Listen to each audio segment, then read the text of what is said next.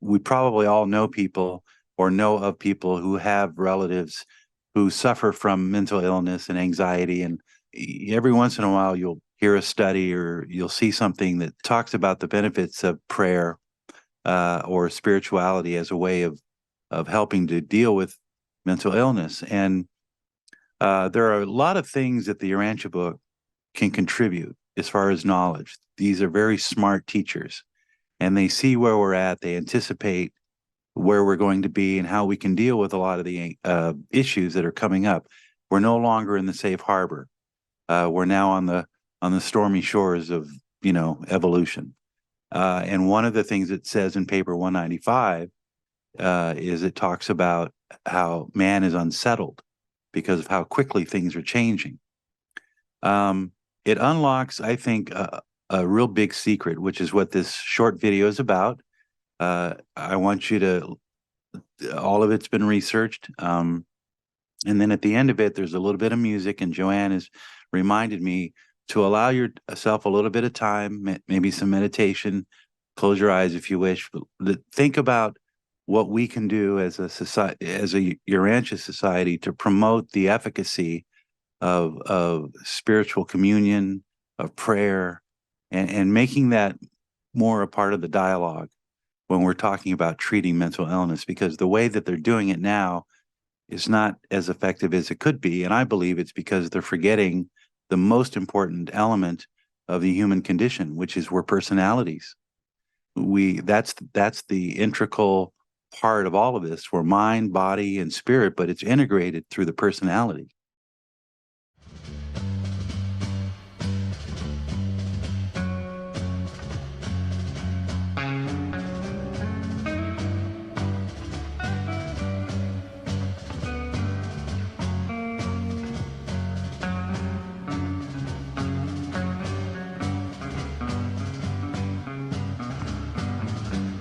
One pill makes you larger and one pill makes you small, and the ones that mother gives you don't do anything at all. Go ask Alice when she's 10 feet tall. What a drag it is getting old.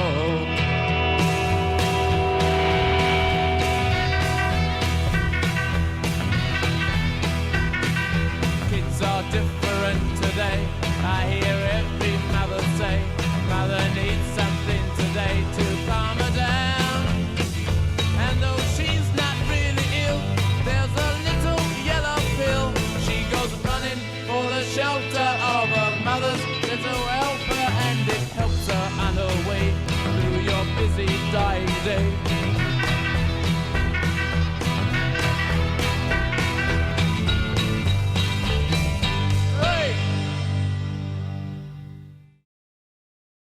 Welcome to my presentation. Today we're going to talk about mental illness and the Urantia book and what the Urantia book has to say.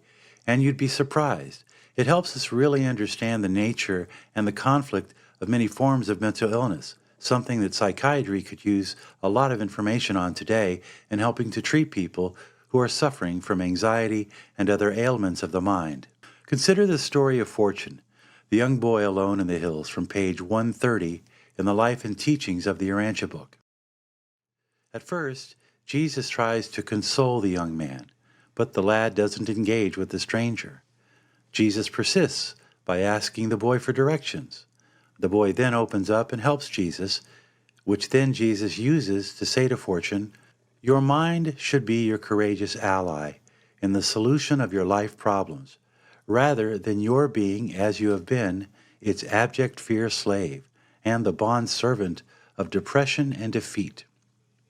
But most valuable of all, your potential of real achievement is the spirit which lives within you, and which will stimulate and inspire your mind to control itself and activate the body if you will release it from the fetters of fear."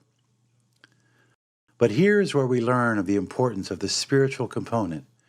For Jesus says, "And thus enable your spiritual nature to begin your deliverance from the evils of inaction by the power presence of living faith, and then forthwith will this faith vanquish fear of men by the compelling presence of that new and all-dominating love of your fellows, which will so soon fill your soul to overflowing because of the consciousness which has been born in your heart that you are a child of God. This is the Son of Man sharing a vitally important approach every single psychiatrist should pay attention to. And how many times did our Master tell his disciples, "Fear not. Fear is a poison," iterated many times in the Urantia book. Man is a fear-based creature. Consider the following passages we find littered throughout the Revelation. From paper 36, wisdom is the goal of a purely mental and moral existence. From paper 65, the domains of physical, mental, and spiritual gravity are distinct realms of cosmic reality. From paper 110, it is to the mind of perfect poise, housed in a body of clean habits, stabilized neural energies, and balanced chemical function, when the physical, mental, and spiritual powers are in triune harmony of development. Mind on Urantia is a compromise between the essence of thought perfection and the evolving mentality of your immature human nature. Too often, all too often, you mar your minds with insincerity and sear them with unrighteousness. You subject them to animal fear and distort them by useless anxiety. Let us now consider the power of prayer as an effective lever in dealing with mental anxiety. Consider the following. From paper 91, prayer is not a technique for curing real and organic diseases, but it has contributed enormously to the enjoyment of abundant health and to the cure of numerous mental, emotional, and nervous ailments. And even in actual bacterial disease, prayer has many times added to the efficacy of other remedial procedures. Prayer constitutes a technique of the most efficient approach to the realization of those reserve powers of human nature which are stored and conserved in the unconscious realm of the human mind. Prayer is a sound psychological practice, aside from its religious implications and its spiritual significance. It is a fact of human experience that most persons, if sufficiently hard-pressed, will pray in some way to some source for help. Paper 91, we learned that prayer has ever been and ever will be a twofold human experience, a psychological procedure interassociated with a spiritual technique. And these two functions of prayer can never be fully separated. And then finally, there's this about prayer. No bird can soar except by outstretched wings. Prayer elevates man because it is a technique of progressing by the utilization of the ascending spiritual currents of the universe. How about ego, self-importance, and narcissism? These also contribute to the common affliction of anxiety in the modern age. From paper 48, we learn, you will learn that you increase your burdens and decrease the likelihood of success by taking yourself too seriously. Self-importance, not work importance, exhausts immature creatures. It is the self-element that exhausts, not the effort to achieve. You can do important work if you do not become self-important. You can do several things as easily as one if you leave yourself out of it. And from Moda philosophy, we learn from paper 48, effort does not always produce joy, but there is no happiness without intelligent effort. The greatest affliction of the cosmos is to never have been afflicted. Mortals can only learn wisdom by experiencing tribulation. Anxiety must be abandoned. The disappointments hardest to bear are the ones that never come. And then finally, how a relationship with God or a supreme spiritual connection to the divine source can aid in alleviating mental illness. Modern man is perplexed by the thought of talking things over with God in a purely personal way. Many have abandoned regular praying. They only pray when under unusual pressure in emergencies. Man should be unafraid to talk to God, but only a spiritual child would undertake to persuade or presume to change God. And these are just a few statements that address mental anguish. Taking a holistic approach to life, the Revelation puts a great emphasis on spirituality as a more effective therapy for resolving mental anxieties, illustrated in Jesus' approach to Fortune, the young man in the hills. The mental health industry should be open to encouraging patients to pray, the spirit within the mind as an ally in fighting against fear and anxiety, which so often besets mortal man as he tries to make his way through the complex maze of modern society. Drugs cannot be the only answer to treating mental illness. Many might argue we are not treating the affliction, but merely masking it, dampening our access to our spirit reservoirs that can aid people in resolving emotional conflicts. Perhaps we can take a cue from our unseen friends and acknowledge the benefits of faith in alleviating fear in modern man. In our communities, our teachers of this great book show us that faith, prayer, and service are powerful tools we can utilize to improve mental health and have a real application for improving man's happiness on earth. We should encourage people to use faith, prayer, and communion with God, and as positive therapy, open to anyone of faith, or even to those who have no faith, but who suffer from fear-driven anxiety. Thank you for your time. Just yesterday morning, they let me know you were gone. Suzanne, the plans they made put an end to you. I walked out this morning and I wrote down this song. I just can't remember who to send it to.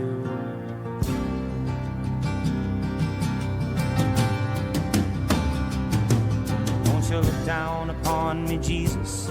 You gotta help me make a stand. That thing was produced about a month ago, and since then I've continually thought about other things that I could have added to the discussion. And I think one thing that maybe I glossed over was the element of fear and anxiety in our society today is at a maximum high, and I think that's what's driving a lot of the mental illness. And unfortunately, they're treating fear and anxiety, which are natural responses from human beings, and they're treating it. And I don't want to come off like I'm anti-pharmaceutical, because I'm not. I know a lot of people who, their lives have been changed miraculously through good therapy. But I think our approach is secular, and that's the point I was trying to make in the presentation, is we need to broaden that, and people who are in the field should be more open to the fact of using the spiritual reservoirs that are latent in the human personality. And that's it. So, Gabriel, your thoughts on some of this? I know you're living in an area which is prone to a lot of fear and anxiety right now. How much has prayer aided you in that? Well, first of all, thank you, Jim. It's a beautiful video, and I really love to watch it again with the music. When I watched that video and I saw that little clip with the people lying on the floor, walking down the street, or just hanging out in the street and looking completely lost. And then you mentioned the scene from Jesus and Fortune. I guess many times I feel helpless in the sense that it's obvious those of us who are healthier need to help our brothers and sisters who are less healthy. But I really don't know what will be the approach. I mean, and even after listening to everything you quoted from the Urantia book, my question would be to all of us is, even though we're not experts in mental health, how do we make something practical out of what those insights that Jesus and the midwayers and the other revelators gave us? How do we translate that into things that we can do in our lives, and then society at large can do systematically? Because this is not something that, this requires a both bottom-up and a top-down approach. We need the organizations that are responsible for helping people that we set up to understand and have a strategy. And I understand this is a very complex thing, but I'm just going to sum it up by saying, I feel helpless. I go out and I see these images and my heart goes out. And the next thing I ask myself is, other than praying for this person, I don't understand how I can help them, and Jesus gave us an example, but even the things he said to Fortune, I know that he helped them, but is that really going to help? If I go to a brother and sister, like that person who was on the street lying on a piece of cardboard, are those words going to help? And this is where I get stuck with myself and saying, I don't know what to do with this situation. It's so heartbreaking, but I feel helpless. So I just wanted to share that. Well, does anyone want to respond to Gabriel's question? Because it is important. My quick response would be that the secret to Jesus' success with Fortune was that he got him to help Jesus first. So maybe that's an approach, is to put the person that maybe you want to help, put them in a position to where they can help you, and then they will feel better right away. Service is so instrumental, all of this. I'll share a funny story. Once I was going somewhere and I saw this homeless man sitting on a bench, and I said, "You look like you need to eat. Would you like me to get you something to eat? I'm going to go in the store." I didn't just want to give him money. So I said, "Well, wait here and I'll be back in 5 minutes and I'll bring you a nice lunch." So I come back and he's gone. Well, I went and searched for the guy, 10 minutes driving around, and I found him and I said, "Here's your lunch." And that was it. And the reason, but I don't think he thought that I was really going to do that. So hopefully the act of seeking him out made him think, that guy really wanted to help me. I was worth helping. And I think those little things can go a long way. So you just have to wait for the opportunity. And then when you see it appear before you, take advantage of that opportunity and see just a little act of kindness can go a long way. So, Jeff, I see Jeff and Susan had their hand up first.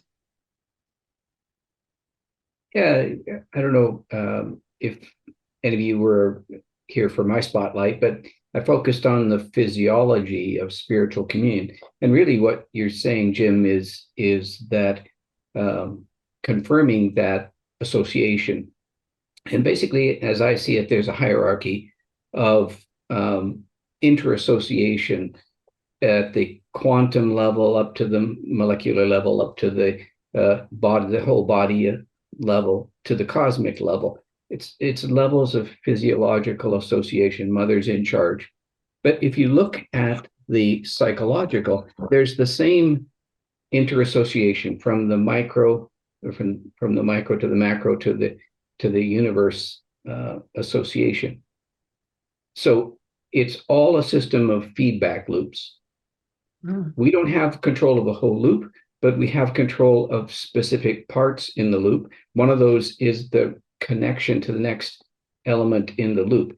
For example, fear is a hormone driven, it's particularly calcitonin, and that's mitigated by dopamine. So we have the control of the dopamine response, that's the pleasure response. And in Jesus's case with Fortune, he was feeding him dopamine by allowing him to feel wanted or needed. So his level of dopamine went up, which mitigated his fear response, which allowed him to connect to the next higher level of association. Of course, the highest level of connection or association, I think, is with God. And if we have that same dopamine response to our relationship with God or with others, we've raised the dopamine level and lowered the calcitonin fear level. So really, I think it's that incremental association of connection which raises the dopamine level, which keeps the fear down. Just my observation from a physiological perspective. well, it's interesting because the part where it talks about how when the cell is injured, it immediately kicks in. So that's on a micro level. Even at that level, fellow cells will join in to help repair the damaged cell. So, and in the same way, on a macro, you could say that the Lucifer rebellion was a disease. And how did they control the disease? Well, first they segregated it, quarantined the infection area, and then began treating it. And so macro, micro, same element, one helping the other to bring back that unity. That's, I guess, part of the cosmic fabric of God, maybe God the Supreme, that attempt to seek unity at all levels. So, I mean, I see a lot of people that are broken, that have mental illness because they feel isolated and separated. And man is not good alone. That's why Jesus sent everybody out 2 by 2. So anyway. Thank you. I think Michael Hagan, did you have something? Yeah. My youngest brother was schizophrenic, homeless most of his life, and died of cancer. But during that last year when he was in contact and not homeless, he we'd often go out shopping and just doing things. And often he would find people that were begging. He would consistently give them money. He had so little himself, but he always had kindness. He was respected by his friends who were homeless. He respected them. I think the one thing that all of us can do is give kindness to everyone, but especially someone that challenges kindness by their behavior, by their look, by their lifestyle. And even our thoughts have impact, even our thoughts, let alone our words and our actions. So we all, without having any inkling of mental health services, can help people. That's all. Very good. Yeah, I know how that is. I have an in-law who is also homeless and has serious mental issues that he has to deal with. And I always try to go, and he actually reads the Urantia book, thank God. So I think that's helped him from going too far. It's that spiritual anchor that keeps pulling him back and maybe keeps him grounded enough. So. Danny, I think you're next. Hi, thank you. Yes, I agree with Michael. I think the key is kindness. Something that's kind of like a muscle. Find that I've got to work it every day. Otherwise, my brain starts thinking negative thoughts about those people that are homeless or standing on the corner with a sign. And but kindness has got to be upmost, I believe. I just had a quick question, and that was, where was the paper on Jesus's visit with Fortune? It is The Young Man Who Was Afraid, and it's paper 130, section 6. And that's the whole story of Fortune and Jesus and their interaction. So thank you. Thank you. Let's hear from Rick Lyon. Well, in a rather simplistic way, I see the mental illness as being two things. There's what I would call a physical mental illness and an emotional mental illness. I had a son who was autistic and severely mentally retarded, and he had a physical, what I'll call a physical mental illness, where there was actually something wrong with the physical brain. And as you know, to address like what Gabriel was saying, and I think you too, Jim, with people like that, you know, we don't have the technology or the ability to fix those kind of things yet. So all we can really do with people like that is love them and take care of them. And, you know, I wrote a paper several years ago after my son passed away about the subnormal minded. So there are a legion of angels out there watching over people like that. So, but from our perspective, I think those people, all we can do is love them and help take care of them. Then the other one I'll call emotional mental illness, which Jim, you brought up the motto about effort does not always produce joy, but there is no happiness without intelligent effort. And I like that one because a few years ago, I was talking to a person who had a young adult, early 20s son who was depressed, anxiety, you know, didn't have the desire to do anything with his life, that kind of stuff. And they were like, I don't know what to do for my son, you know, that type of thing. And it just came out of me. I said, well, what your son needs is to find purpose in life. And I think with people like that I'll call as have emotional mental illness, life has changed so much for us in the last few decades, because it used to be that kids had chores. They had this to do and that to do, and they were expected to do this and participate in the family. But now we've got, the modern appliances and the internet and things like that. So I think young people don't have creative things that they can do. They don't have things that they can do with their hands and give them a sense of worth and sense of accomplishment. And if they're not doing this intelligent effort type things, they don't seem to have a purpose in life. Therefore, they don't have a value for themselves. And therefore, they get depressed and think there's really no meaning or real purpose in my life. And then that leads them to depression and anxiety and, probably drugs and suicide and everything else that goes along with that.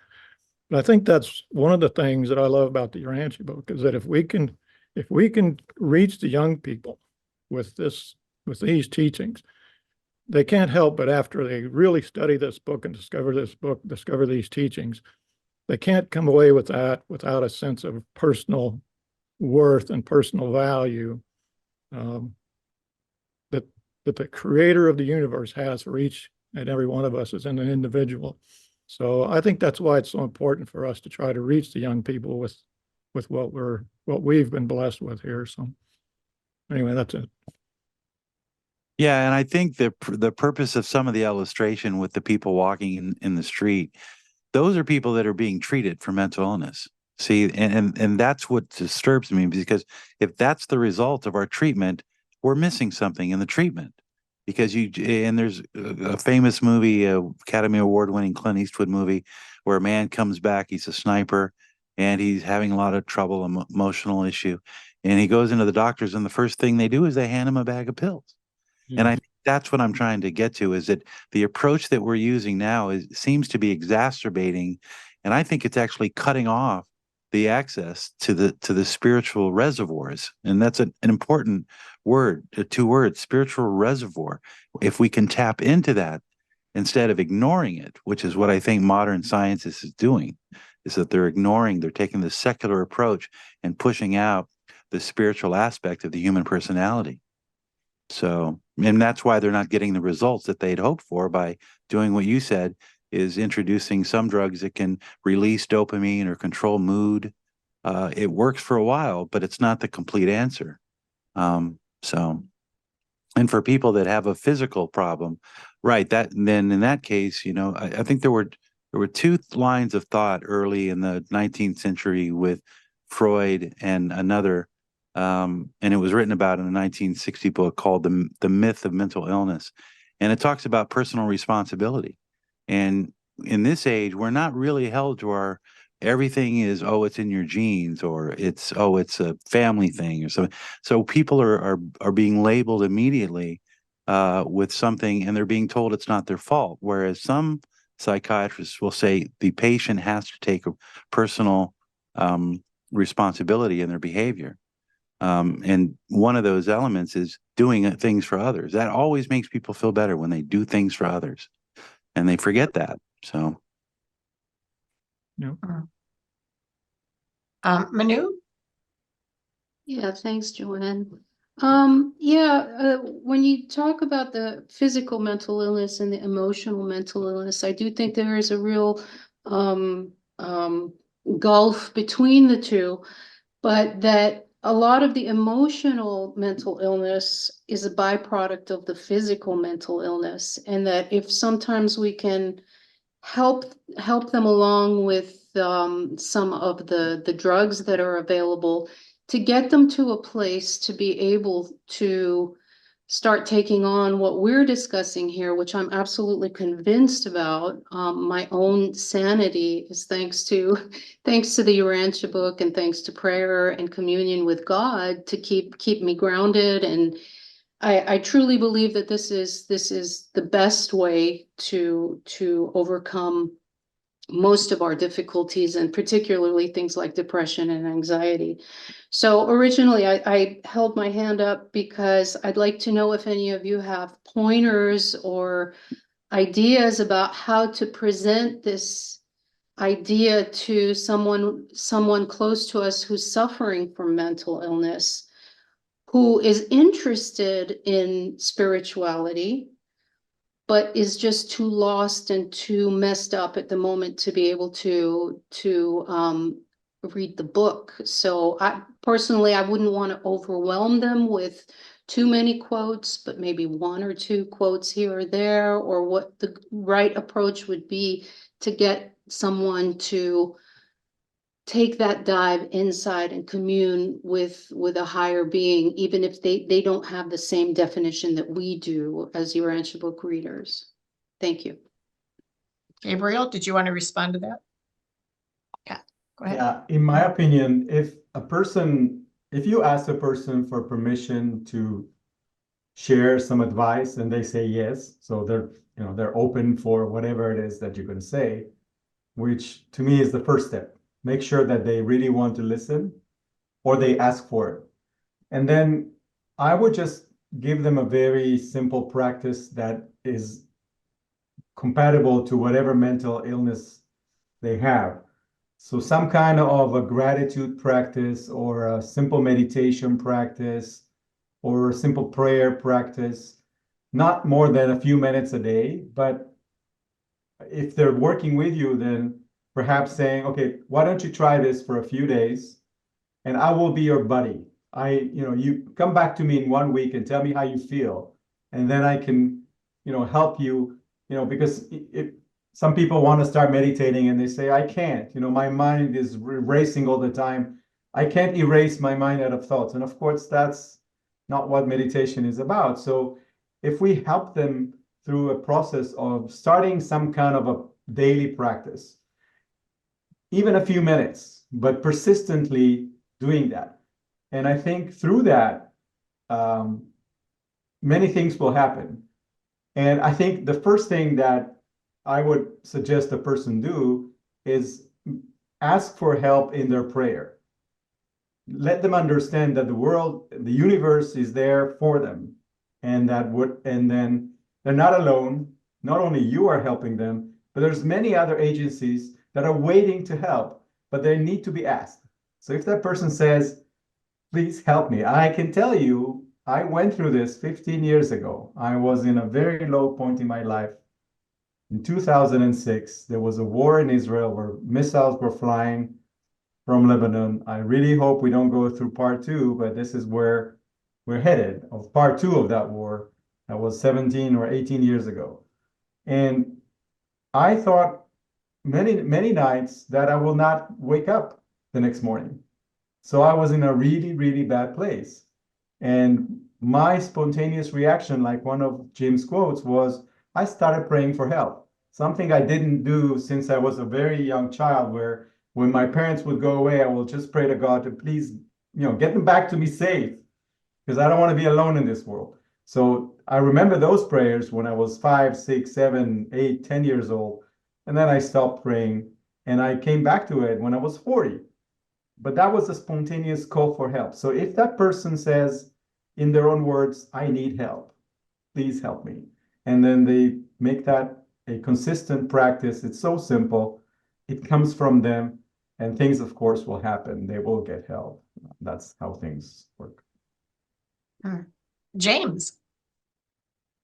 I was struck by you mentioned this book, The Myth of Mental Illness. You may know there's a new opus. It's called The Myth of Normal. Oh, I think I might have read that. Yes. Gabor Mate. Yeah. And it's fantastic. It goes to the root of so many of these things, which he points out as trauma. There's been some good comments in the chat box. Let's look here. Studies show mental health issues result from homelessness. Not in the majority of cases does homelessness result from mental illness. Well, I used to hear that all the time, that the homeless are homeless because they're mentally ill. One way to help, especially in California, where the problem is extreme, is to support shelter and transition to mainstream system for the homeless. Yeah. And then Lisa, you said the tricky part is that they have to want to make the effort. It truly is a downward spiral. And boy, I can attest to that, you know, because I've struggled with depression, you know, most of my life before I even knew what it was. I just thought I was different, you know, but the more people called me to see how I'm doing, the more I felt like I was missing the mark. I wasn't living up to their standards somehow. And I just kept feeling worse about it. I didn't want them checking on me. It's like, who do you think you are? You know, it's like I wanted, and I think there's this tendency to withdraw. And somebody else mentioned that too. How do you reach out to someone who's really in a bad place when they are literally withdrawing and can't connect? I don't know. Any thoughts about that, Jim? Well, I always try to think of somebody that I know that has those that kind of situation. And again, you know, I think Gabriel made the point, you know, maybe it would be good to sort of pray and ask for guidance in trying to help this person. What would be, and let that process sort of manifest its way through. Now, the spontaneity of it may seem spontaneous, but if you ask for help, how can I help my brother in this situation? You know, more than likely that answer could come in some way that you weren't anticipating, and then follow through with that. But you have to want to open the door. You made a good point. You got to be, and it says it throughout the Urantia book and other works, you know, they're not going to help you if you don't meet them halfway. And I guess the default position is that I can just take this and this will make my problems go away. And that's, I think, the problem with the way that we look at mental health is it's just completely treatable by physical means. It's a tough one. Every human being is different, but my experience is that if you can restore a person's dignity and you can make them feel like they have dignity, that's the first big step. And that's what the Urantia book does. And that's what Jesus did, frankly, is he gave man back his dignity. He said, you have a right to call yourself a child of God. And that's a very powerful statement. What did you say earlier? The universe is working on your behalf. The spiritual winds are in your sail, but you've got to put your sail up and you've got to capture that wind.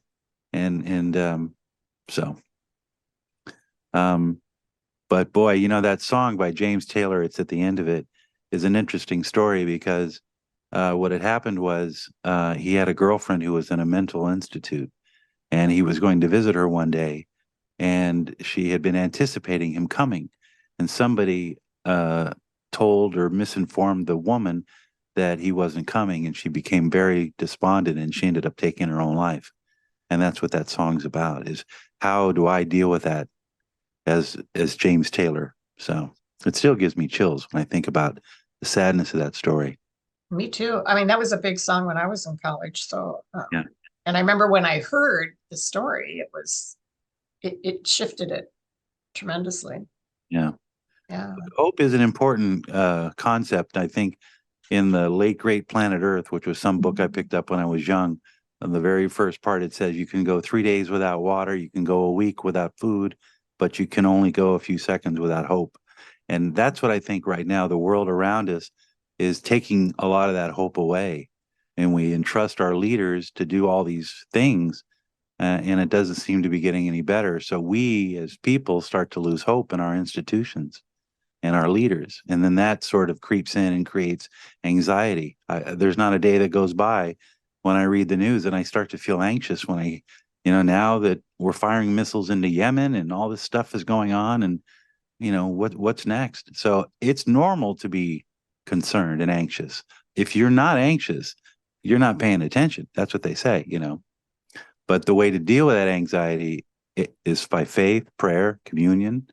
And if you have a serious issue, obviously, there are a lot of professionals that are got a lot of good safety net. California is one of the best places to go if you have mental issues, because they're so immersed in trying to treat. They have a great infrastructure set up to help people, and that's a good thing.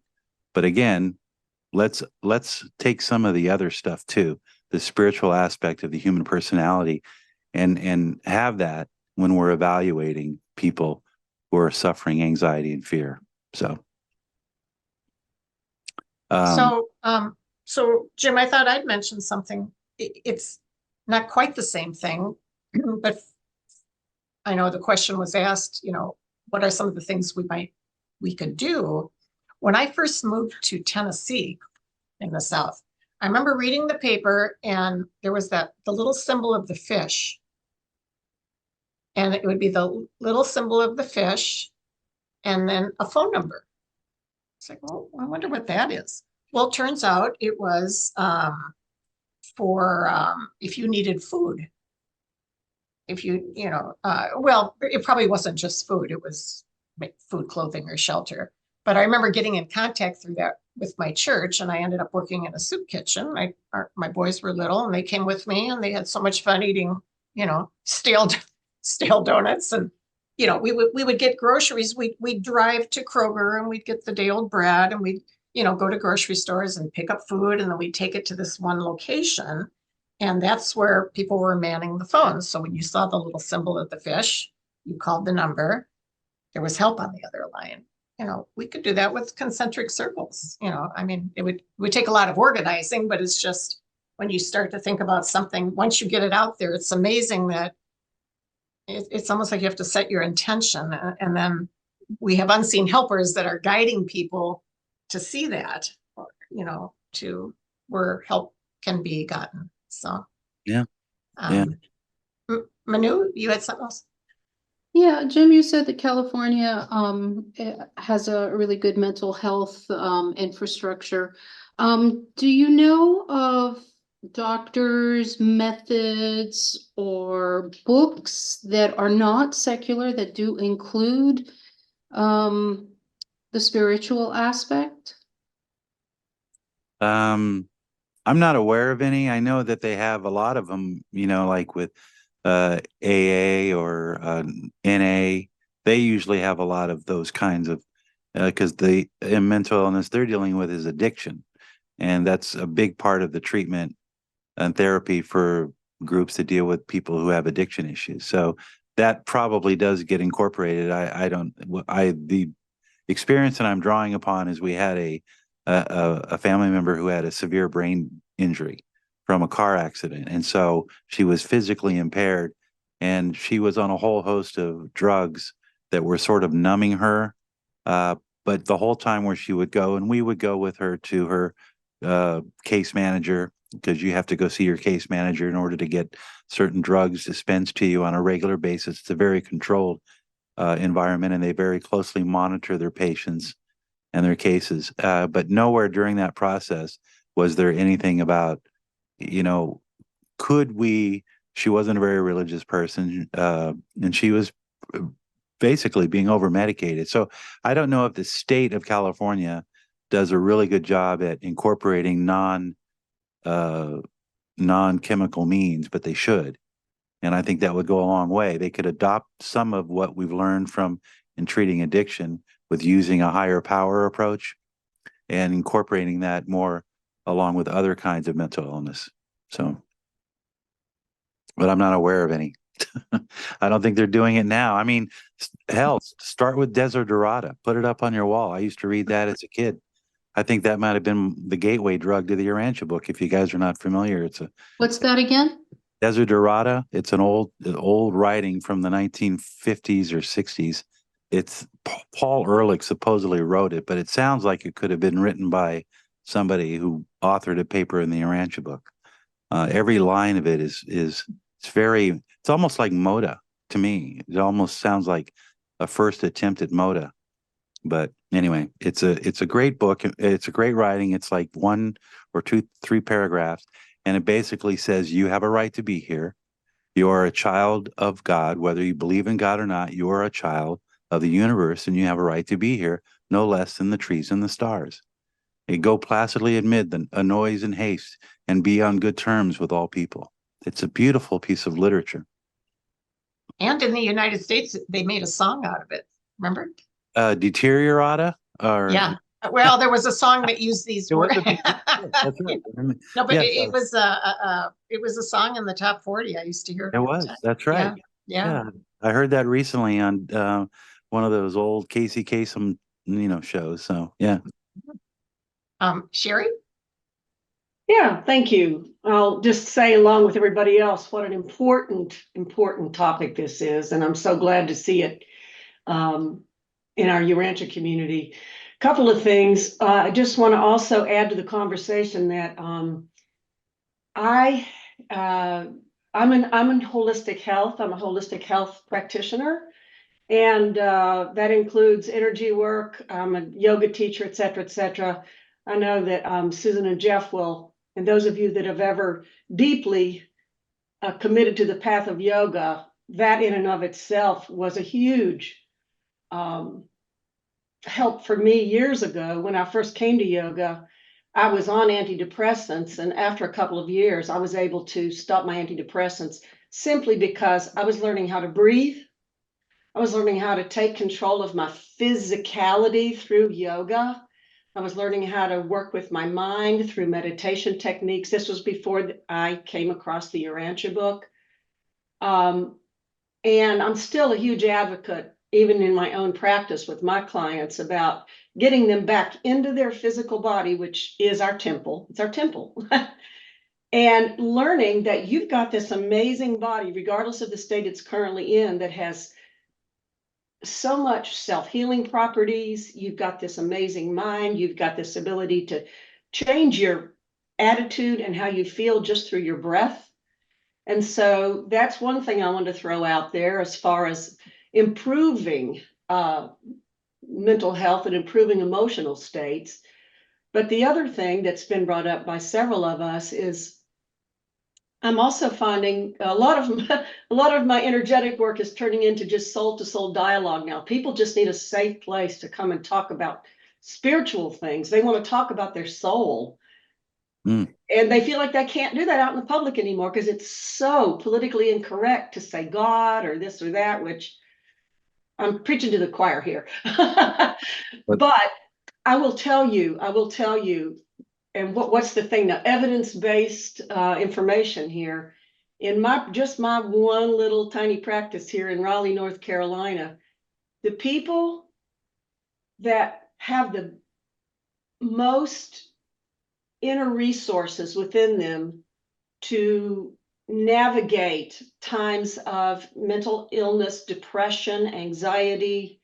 Now, granted, I don't work with severe people because I'm not qualified, but all of them have had somewhere in their youth or early development, they've had some exposure to religion. They've had some exposure to a spiritual path, a religious path, and they find that they always go back to that foundation and let that be a huge help. And our Urantia book tells us that even, at some point, a person, when they get so desperate, is going to pray to someone, some way, somehow. But I will tell you that in my practice, I see people that have the most resilience in doing their part is when they have had some form of a spiritual foundation, no matter, even if they've, left the church because it was too fear-based, but they've been able to go back and pick up that thread of love, a loving God. And that has given them the motivation to seek help, even in other arenas, for their well-being. So I wanted to throw my perspective in from that. Thank you. Thank you, Sherry. Yeah. Gabriel again. I just want to throw something in the mix as an idea. Younger people are very used to technology, and I'm specifically talking now about younger, like Gen Zs, the younger millennials, the older Gen Z, so 25 to 40. And we have here at the Center for Unity, we're thinking of starting a project that we call Shared Journeys. It's not about therapy. It's about exactly what Sherry said, having a safe place where you can share your journey with somebody else and ask questions or answer questions for that matter. It's it's something I wish I had 15 years ago when I was starting my spiritual journey, and I was totally confused. I had no one to talk to. None of my friends or my ex-wife or my parents understood what I was going through. It was not just politically correct. I was deemed crazy. My ex-wife thought I flipped, and she could not understand. I divorced, not just because of that, but I was completely unheld. So I'm dreaming of a place that is online, potentially also real world, but that's more difficult. So it's mostly digital, and it's a place where people can get together, congregate, ask questions, have Zoom meetings about specific topics, have workshops, and it's not specific about the Urantia book. It's specific about people on a spiritual journey, whatever path they're taking. It could be yoga and meditation. It could be anything pagan. It could be Hinduism. It could be any of the major religions. It doesn't really matter. We all share the same challenges when we are advancing on our spiritual journey. And we all need to be talking to others, especially others who are further down the road. It doesn't mean those are smarter people. They just have more experience. It's like I told my daughter once a story when she was looking at her cousin that is about 10 years younger than her. So she was 13, 14, and her cousin was 4. And we were standing in the street, and I asked my daughter, do you know where the amusement park is? Like a little merry-go-round and some swings. And it was 100 yards away. So my daughter says, of course I know. It's over there. I can go there in a minute. And then I said, do you think your cousin knows where it is? And then she said, maybe she knows where it is, but she might get lost on the way there. She's only 4. And I said, this is exactly what I want you to know. I'm not better than you. I just lived 30 more years, just like you lived 10 more years than her. So I can do more things. I made more mistakes than you. So sometimes it would be good, if you just listen. So anyway, those of us on a spiritual journey who have done it longer have just made more mistakes, but have a little bit more experience. And so if any of you want to think about this and set something like this up, we have concrete plans. We've been thinking about it for a while, but I'm looking to build up a team. So anyway, if you want to find me, contact at thecenterforunity.org. I'm thinking I could use what you said about your daughter with my 23-year-old son, because he seems to know more than me about everything. Well, and I just wanted to interject this whole idea of a safe place. I mean, isn't that the foundation of Maslow's hierarchy of needs is, belonging, safety and belonging. You do have to feel safe somewhere, and it's so important. Danny? Yes, I was just going to reflect back where we were talking about mental health and all of the help that you can get in the way of medicine, pills and such. But I think, we're a society where we also have let our physical health go so badly that, if our blood pressure's high, we take a pill, our cholesterol's high, take a pill, instead of trying to remedy it through just getting out and getting a little exercise, getting a little walk. And I know when I have friends or my spouse, and she says, at this time of the year especially, it's man, it's I'm so tired of being inside. I get down. We call it cabin fever or whatever. But you can get depressed if you have to stay inside all the time. I say, let's go out for a walk, and by just that walk, it's surprising how much not only your physical being changes, but also your mental and your spiritual. Once you get out into nature and it's beautiful and you start recognizing God around you, it helps wonders. So that's one of the first things I can tell people or suggest to people that are saying they're depressed or, I'm so down. Get outside and just if you don't feel like walking, just sit somewhere and look around you and appreciate what, first off, what God has given you in the way of this glorious planet. Well, I used to walk a lot more. In fact, when I first started doing the podcast, I do them while I was walking. I find I do my best thinking when I'm walking. Exactly. Yeah. I do that if I have problems. I can, now I'm getting to the age where, I'm jogging my memory and running out of money, but that's not exactly the exercise I think we're supposed to be getting. So, but yeah, I exercise and I'm heading for 70 and I feel so much better because I try to go to the gym 3 days a week and walk and it's just changed my whole, not only my physical uh, feeling as far as aches and pains and all that come with aging, but also just the that emotional, that attitude. I even think clearer, and I don't need to take pills to do that. So that's what I suggest to people if they're down, get outside and enjoy this world we have. There's a gigantic oak tree in this little neighborhood we live in. And when I walk, I either stop and look at the tree, almost paying homage to it. That tree is just so beautiful. Or the roots have come up so that it's almost like a bench. And I'll just sit on the tree and I'll try to, like put skin against it, my hands or my feet if it's summer. And sometimes it just makes me cry. I feel like that tree is like just an old grandpa, just waiting to comfort me. And I remember reading how trees, through their underground root systems, trees communicate with each other. They're alive, and it's magical. So I wanted to ask. I noticed Brother Josh was acknowledged on your film, and he just posted something about his daughter working with nootropics and nutritional supplements. Josh, you got anything for us on this topic today? Yeah, sure. It's something of great concern to us. I really enjoy the fact that the Jim has brought this topic up, and the Spotlight series has put a spotlight on it.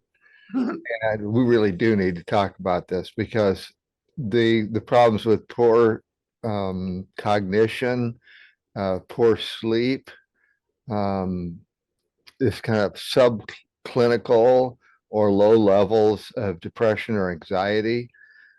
This is widespread.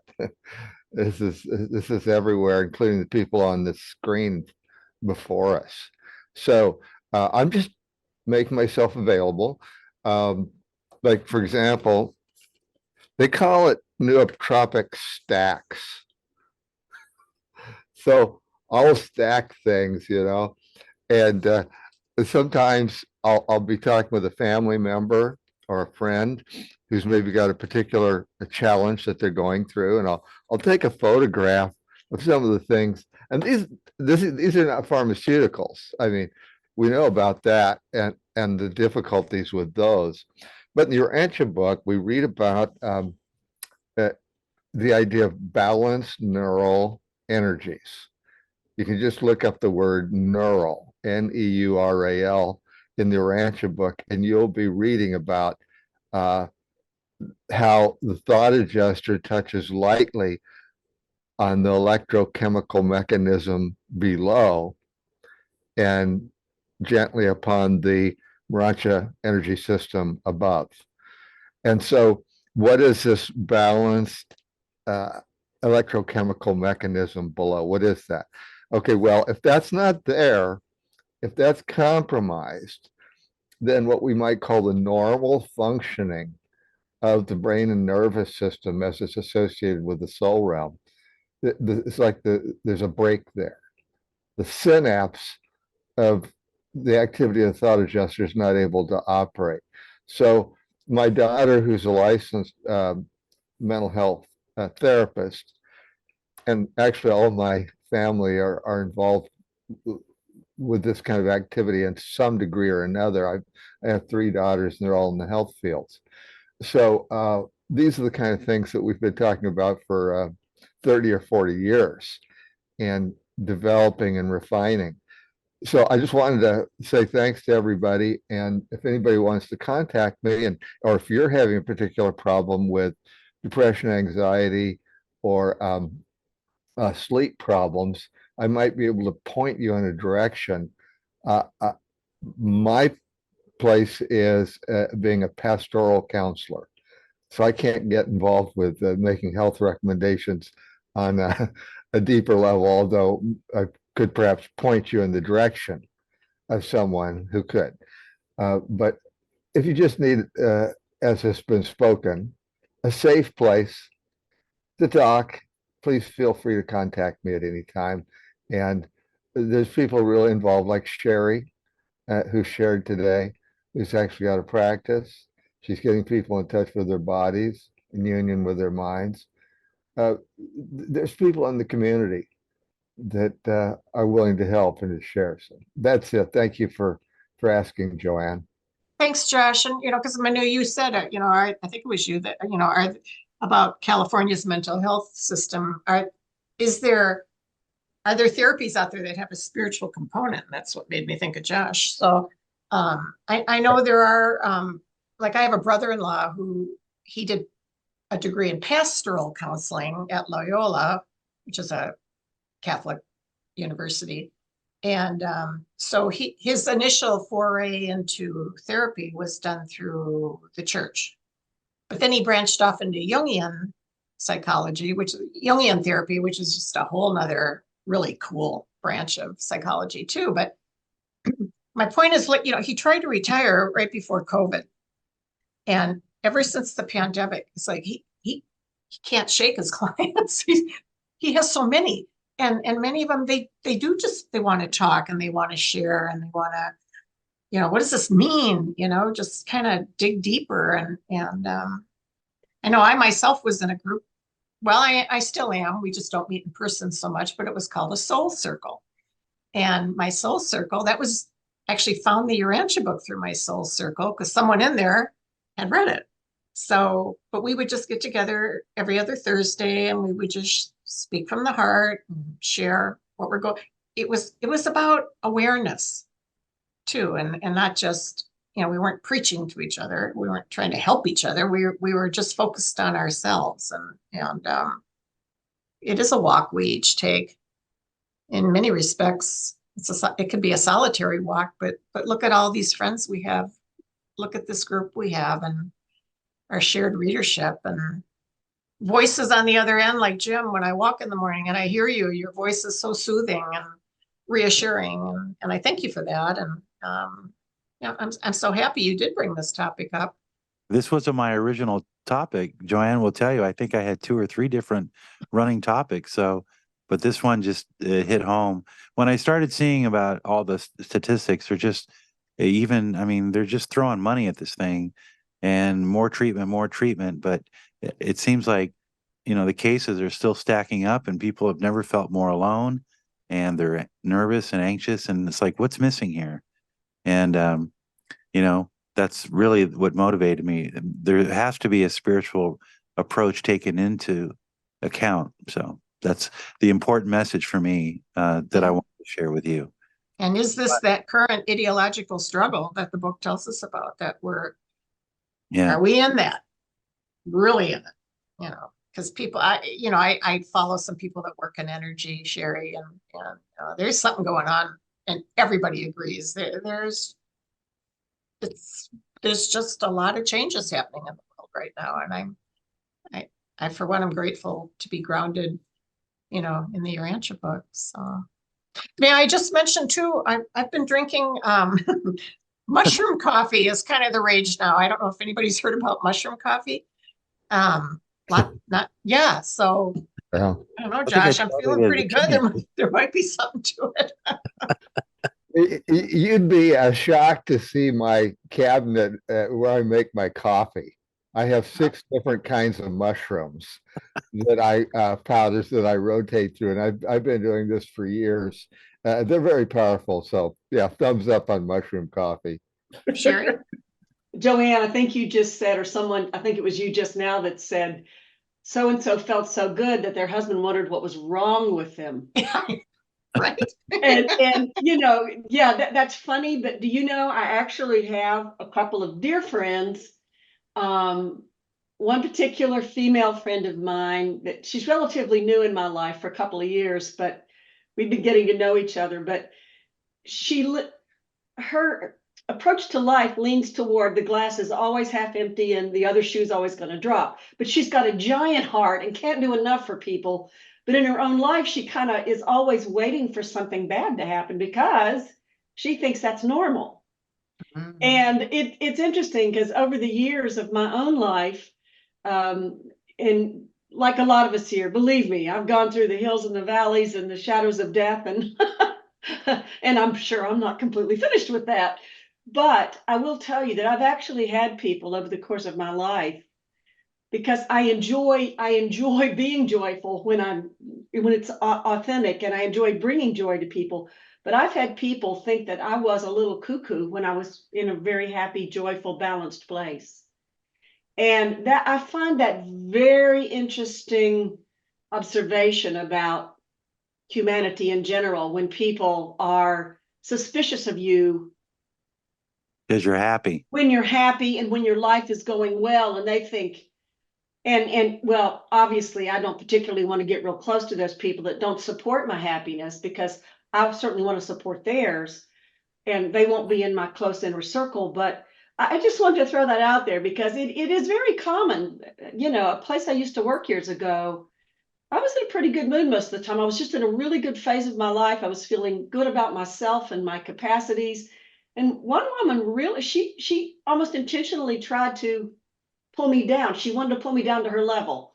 Oh. And that was a long time ago, but I do hear that sometimes. It's like, what's wrong with you that you're happy? So, I don't think we want to let unhappiness become our norm. I don't think we want to let chaos be our norm. And it's easy in this world with all of the crazy social media and everything we're exposed to think that that's normal. So anyway, again, I'm talking to the choir here, but maybe we can all be reinvigorated to not be shy about saying, yes, I desire happiness, and yes, there's nothing wrong with it. In fact, that's the way God intended it. Right. Thank you. Amen. Let's laugh more and enjoy life. We only walk this way once, so. That's right. Gabriel? I want to give a shout out to something called the Urantia think tank. And I imagine when I say the word Discord server, most of you have no idea what I'm talking about. So I'm going to explain what that is. So imagine you have a social network that is completely private. It's administered by a team of Urantia Book students. They're young. And it's got many, many, many channels. So it's like really a Facebook group, but segmented into channels and papers, and you can have discussions with people, and it's all asynchronous. So you can go onto something, read what people have been writing for a while, and if there's somebody there, you can jump on a impromptu discussion, voice or video if you want to. There is a place like that, but it requires you to try something new, like a new type of technology that is being used by many communities around the world, but mostly by people who are younger. You guys might be onto something, because that's, I think, what we've lost here is that community support, because we've become so isolated with our technology. So I like some of those practices that you're talking about. And so maybe we should, that's a big part of it, community. Yeah, that's a great note to end on. And it kind of sounds like the shared journeys opportunity